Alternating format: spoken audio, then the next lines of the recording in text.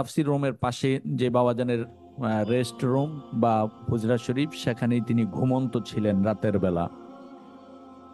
দয়াল মা রাহমাতুল্লাহ আলাইহা সর্বপ্রথম তার খাদেমকে পাঠায় বাবাজানকে নিয়ে যাওয়ার জন্য তিনতলায়। কিন্তু খাদেম ছোট বাচ্চা, সে এসে দেখলো বাবাজান ঘুমন্ত, সাহস পায় নাই।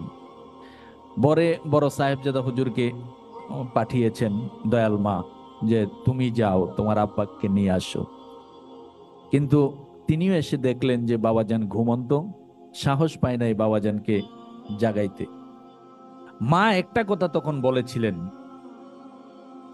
এই যে মেজু হুজুর আজকে নেতৃত্ব প্রদানকারী ইমাম, দয়াল মা জানতেন যে কারো দ্বারা কোনো কাজ না হইলো আমার কদরের দ্বারা কাজ হবে। আলহামদুলিল্লাহ বলেন। এটা দয়াল মা জানতেন, যার কারণে দয়াল মা রাহমাতুল্লাহ আলাইহা ওই সময় বলেছিলেন যে কদর ওনারা তো বুঝতে পারতেছে না ব্যাপারটা, তুমি যাও, তুমি না গেলে তোমার আব্বাকে আনা যাবে না। মাও জানতেন যে অসম্ভবকে সম্ভব করতে পারে একমাত্র কুদরতে খোদা, আল্লাহর ওলি।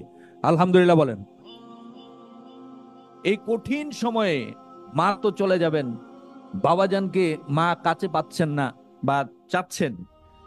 একের পর এক যখন মা দেখছেন যে না বাবাজানকে আনা যাচ্ছে না, তখন দয়াল মা রাহমাতুল্লাহ আলাইহা দয়াল কুদরতে খোদা আল্লাহর ওলিকে বললেন, তারা তো বুঝতে পারতেছে না বিষয়টা, তুমি যাও, তুমি না গেলে তোমার আব্বাকে আনা যাবে না। বাবাজান বাণী মোবারকে কথাগুলো আমাদের তাফসীর রুমে আলোচনা করতেন। তখন দয়াল কুদরতে খোদা আল্লাহর ওলি এসে দেখলেন বাবাজান ঘুমন্ত। তিনি জানে যে মোর্শেদের সাথে কিভাবে আদব রক্ষা করে এই ঘুম থেকে জাগানো যায়। কারণ জিব্রাইল আলাইহিস সালাম এসেছিলেন, নবীজি তখন ঘুমন্ত। জিব্রাইল চিন্তা করলেন যে নবীকে ঘুম থেকে কেমনে জাগাবো, আল্লাহর হুকুম নিয়ে যে আসছি। আস্তে করে জিব্রাইল তার জিব্বা মোবারক নবীজির কদম মোবারকে লাগাই দিলেন। জোরে বলি সুবহানাল্লাহ। ঘুমন্ত নবীজি, তার ঘুম ভেঙে গেল, তাকে দেখলেন জিব্রাইল নবীজির কদম মোবারকে চুমু খাচ্ছে। ওই সুন্নত দয়াল কুদরতে খোদা চিন্তা করলেন যে আমার বাবাকে এখন আমি ঘুম থেকে কেমনে জাগাবো। তিনি আস্তে করে কদম মোবারকে গিয়ে কদম মোবারক টিপতে লাগলেন, খেদমত শুরু করলেন। বাবাজান চোখ মোবারক খুলে দেখলেন আল্লাহর বন্ধু আমার মুর্শিদ কিবলা, দেখলেন যে তার সুযোগ্য উত্তরসূরি তার কদম মোবারক টিপতেছে।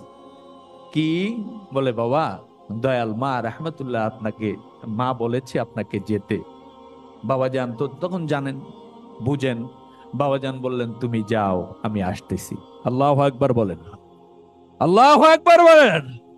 এটা আমার মুর্শিদ বাবা দেওয়ানবাগী বুঝেছেন যে নেতৃত্ব প্রদানকারী ইমাম দয়াল কুদরতে খোদা, এমন নয়।